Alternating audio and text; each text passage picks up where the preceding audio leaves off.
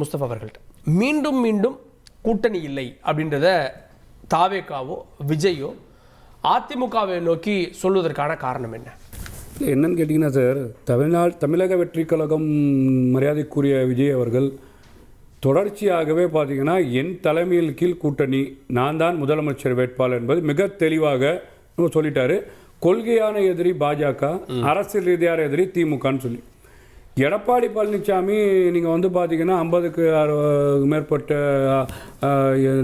உருவாக்கின இந்த அனைத்து இந்திய அண்ணா திராவிட முன்னேற்ற கழக இயக்கத்தை வழிநடத்த முடியாமல் தக்கி தின்னாபின்னமாகி இன்றைக்கி வந்து என்னன்னு கேட்டிங்கன்னா ஒரு இடத்துல வந்து விஜய் வந்து பேசுவேன்றாரு, ஒருத்தர் இடத்துல பேச மாட்டேன்றாரு.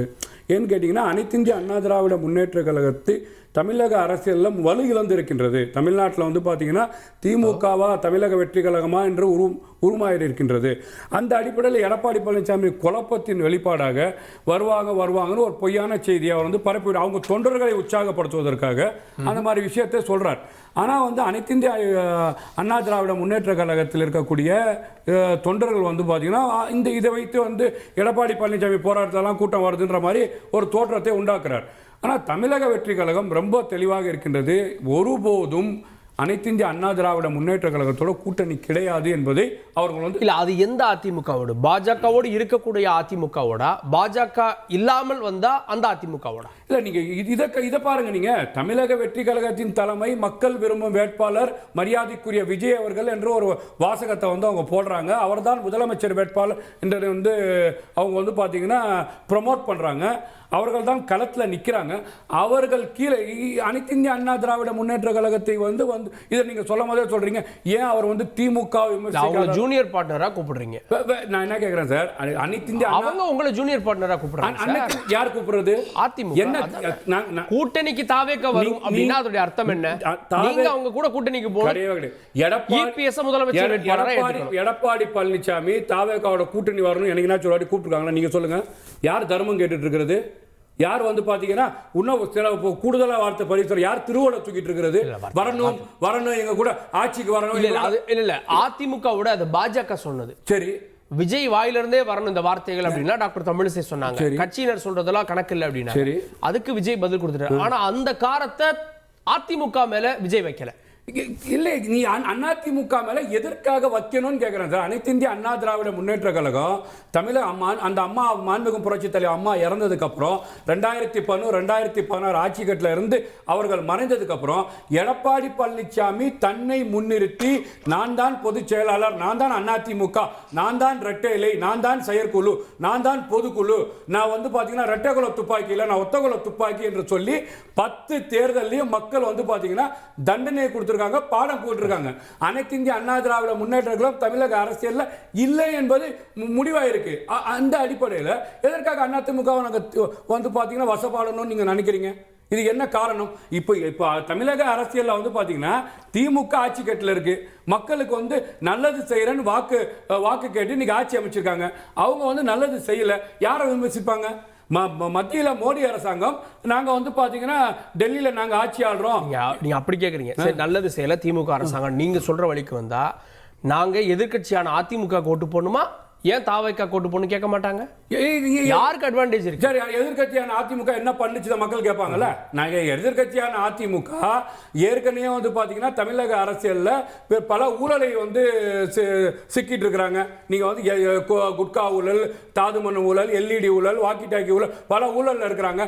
இந்த ஊழலை நடவடிக்கை இருக்கிறேன்ற திமுக அரசாங்கம் வந்து பாத்தீங்கன்னா போன தேர்தலில் எல்லா டிஸ்ட்ரிக்ட்லயும் பிரச்சாரம் பண்ணாங்க, ஸ்பெஷல் கோர்ட் கொண்டு வந்தாங்க, அவங்க மேல நடவடிக்கை எடுப்பேன்னாங்க.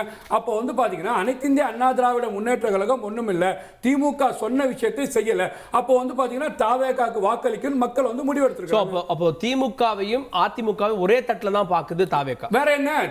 திமுகவும் அதே ஊழல் தான், அண்ணா திமுகவும் அதே ஊழல் தான். ரெண்டு பேரும் அதே ஊழல தமிழக இருக்கக்கூடிய வரி பணத்தை திட்டங்கள் என்ற அடிப்படையில் வந்து பாத்தீங்கன்னா கொள்ளையடித்து இன்னைக்கு வந்து மாட்டி நிக்கிறாங்க. மக்கள் வந்து விலைவாசி உயர்வுல கஷ்டப்படுறாங்க. கேட்போம் நான் திரு சேலம் மணிகண்டன், அதிமுக அதனுடைய வலுவை இழந்திருக்கிறது. அதனாலதான் தாவேகாவோட கூட்டணி அமைக்க முயற்சிக்கிறது.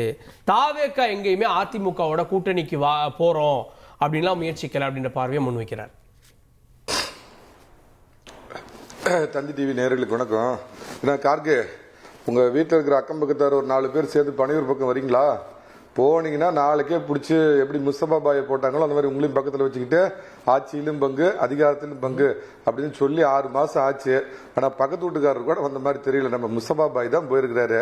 அதனால யாராவது உங்க பக்கத்து வீட்டுக்காரங்களை பிடிச்சிட்டு அப்படியே பனையூர் பக்கம் போனீங்கன்னா வாங்க வாங்க கார்கேன்னு கூப்பிட்டு உங்களை மல்லிகார்ஜுன கார்கேன்னு நினச்சிக்கிட்டு உங்களுக்கும் ஆட்சியிலும் பங்கு அதிகாரத்திலும் பங்குங்கண்ணா. நம்ம மற்றவங்களுக்கும் தரணும் இல்லைங்கண்ணா. நம்ம தனியாக ஜெயிச்சாலும் நம்மளை நம்பி வந்தவங்களுக்கு சீட்டு அடடே அண்ணன் தனியரசு என்ன வந்திருக்கிற அண்ணே, வணக்கம் வணக்கம் வணக்கம், எப்படி இருக்கிறீங்க?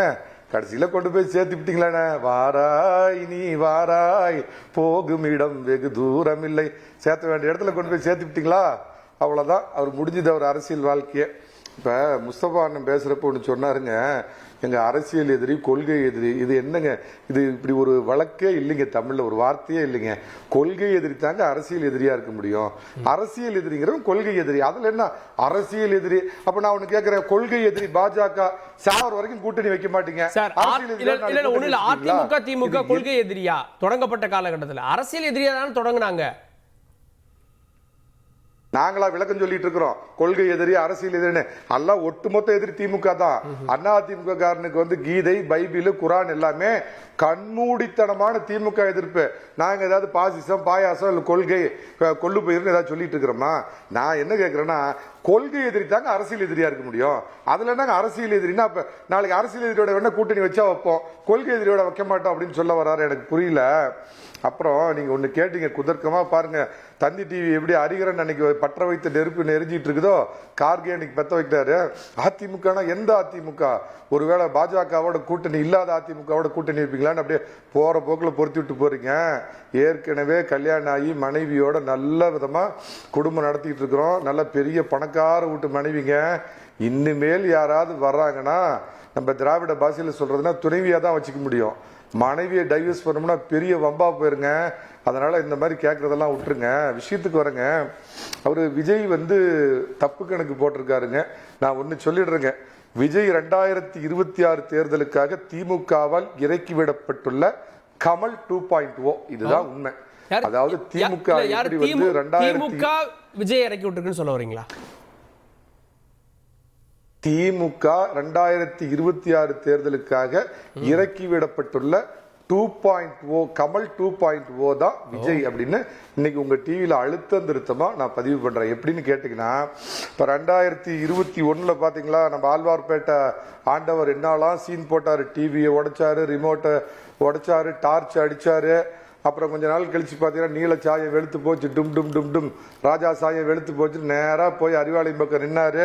எம்பி சீட்டு நோட்டு ஓடாத படத்துக்கு நல்ல ரேட்டுன்னு எப்படி செட்டில் ஆனாரோ அந்த மாதிரி தங்களுக்கு எதிரான ஓட்டை பிரிக்க வேண்டும் அப்படின்னு திமுகவால் இறக்கிவிடப்பட்டுள்ள கமல் 2.0 தான் நம்ம சின்ன பகவதி விஜய். ட்ரெண்ட ஃப்ரெண்ட் ஆக்கிக்கோங்க. தந்தி டிவியின் சப்ஸ்கிரைபர்ஸ் அண்ட் ஃபாலோவர்ஸ் குடும்பத்துல நீங்களும் இணையுங்க.